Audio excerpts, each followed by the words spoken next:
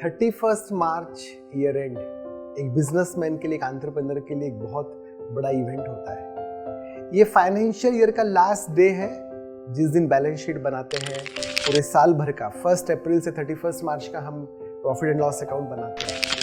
तो पूरे साल भर एक फाइनेंशियल ईयर कंप्लीट होने जा रहा है। तो हम 31 मार्च से पहले किन चीज़ों का ध्यान रखें, कौन से एक्टिविटीज़ हम अपने बिजनेस में बुक्स ऑफ अकाउंट को करें, उसे कैसे नीट एंड क्लीन करें ताकि हमारा फाइनेंशियल स्टेटमेंट, हमारा अकाउंट्स सही रिपोर्ट दिखाए। तो कौन सी इंपॉर्टेंट बातें हैं, तो आइए समझते हैं। तो सबसे पहले 31 मार्च के पहले जो इंपॉर्टेंट चीज़ें करनी है वो देखना कि कोई अगर हमारा सेल बिल जो रेस करना पेंडिंग है, माल डिलीवर हो गई, सर्विस हो गई, तो पहले तुरंत सेल बिल हम रेस करें। 31 मार्च तक जो भी सेल बिल हम रेस कर सकते हैं, जिसकी डिलीवरी हो गई, सर्विस दे दिया है, तो हम तुरंत रेस करें। जो भी मटेरियल परचेस हो गए हैं, सर्विसेज ले ली है, उसका परचेस बिल हम फॉलोअप कर अपने वेंडर से ले लें ताकि वो अकाउंट्स में रिकॉर्ड हो जाए। फिर एक 31 मार्च के दिन प्रेफरेबली हमें स्टॉक लेना चाहिए, फिजिकल स्टॉक। हालांकि साल में 2 बार लेना चाहिए, बट कम से कम साल में 1 बार फिजिकल स्टॉक लेना चाहिए कि मेरा फिजिकल स्टॉक कितना है और मेरे टैली में, मेरे सॉफ्टवेयर में, ERP में कितना स्टॉक है। और आइटम वाइज वो कंपेयर होना चाहिए कि मेरे सिस्टम का स्टॉक और फिजिकल स्टॉक टैली हो रहा है कि नहीं।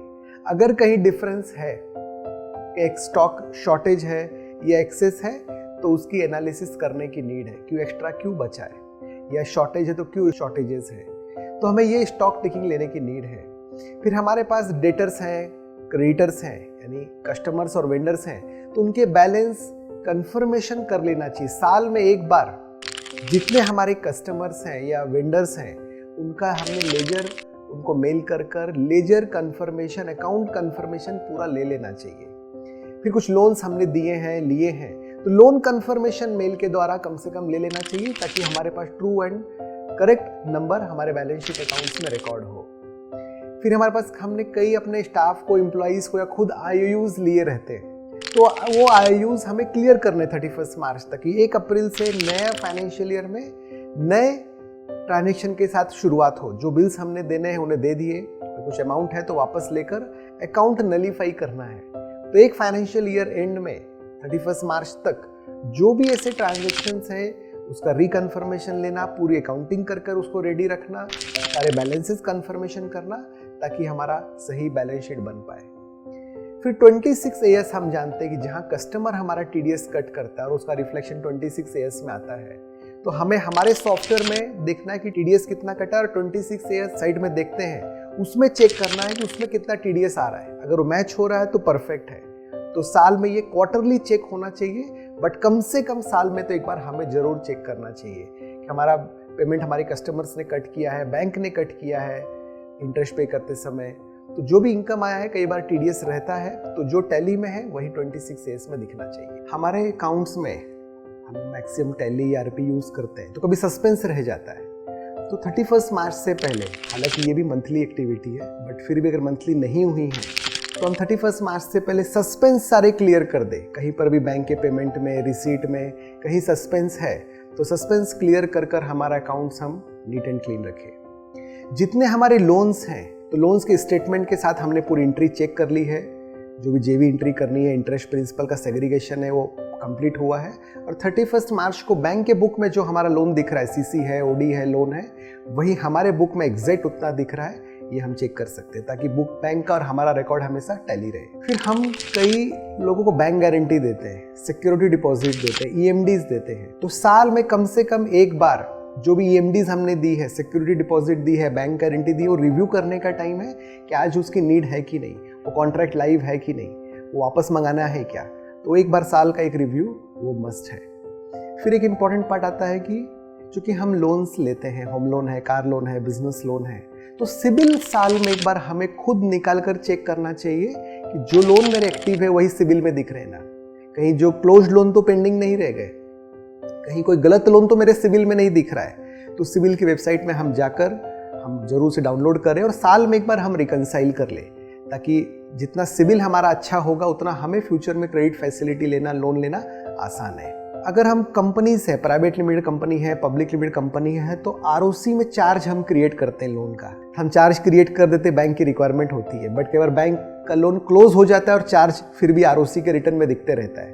तो हम साल में एक बार रिव्यू करें कि आरओसी में कोई ऐसा चार्ज क्रिएट है क्या जो लोन क्लोज हो चुका है या मॉडिफाई हुआ है, कुछ प्लस माइनस हुआ है, कुछ एडिट हुए, तो हम आरओसी में चार्ज के रिवाइज कर सकते हैं। जो लोन क्लोज हुए हैं उसे अपलोड कर वो लोन्स हटा सकते हैं, ताकि आरओसी में, सिबिल में, बैंक के रिकॉर्ड में, मेरे टैली, मेरे अकाउंट्स में सब जगह सेम और करेक्ट लोन का फिगर दिखे। कभी हमारे बिजनेस में हम कुछ एग्रीमेंट्स करके रखते हैं, चाहे वो रेंट एग्रीमेंट हो, वेंडर के साथ हो, कस्टमर के साथ हो, ईआरपी वाले साथ हो, या कोई इंपॉर्टेंट एक्टिविटी हम कर रहे हैं, कुछ एग्रीमेंट्स हम एग्जीक्यूट करके रखते हैं। तो इन सभी एग्रीमेंट को साल में कम से कम एक बार रिव्यू करने की जरूरत है कि आज वो एग्रीमेंट वैलिड है, नहीं है, उसे एक्सटेंड करना है कि नहीं करना है, या उसे टर्मिनेट करना है। तो हमारे सारे एग्रीमेंट्स की लिस्ट रेडी रहे, वो एग्रीमेंट हम रिव्यू कर रहे हैं, किसी लीगल एक्सपर्ट की राय लेकर उसे चेक कर रहे हैं। एग्रीमेंट रिव्यू करने के बाद एक पॉइंट आता है, वो है बैकअप। कि क्या हमारा अकाउंट्स या जो भी इंपॉर्टेंट फाइल्स है वो बैकअप है कि हमारे सर्वर में या हार्ड डिस्क में।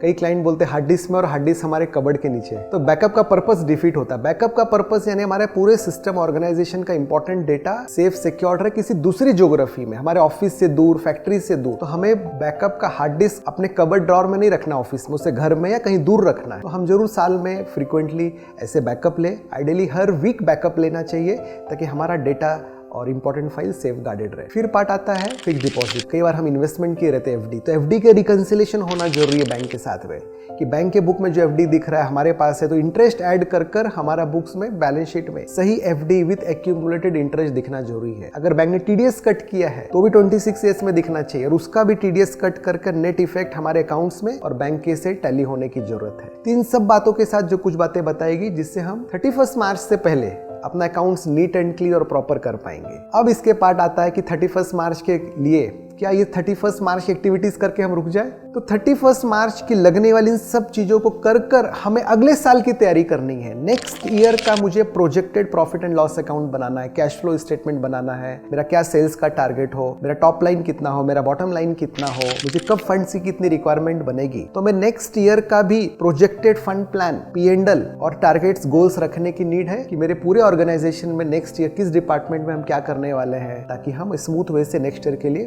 प्रिपेयर हो सके।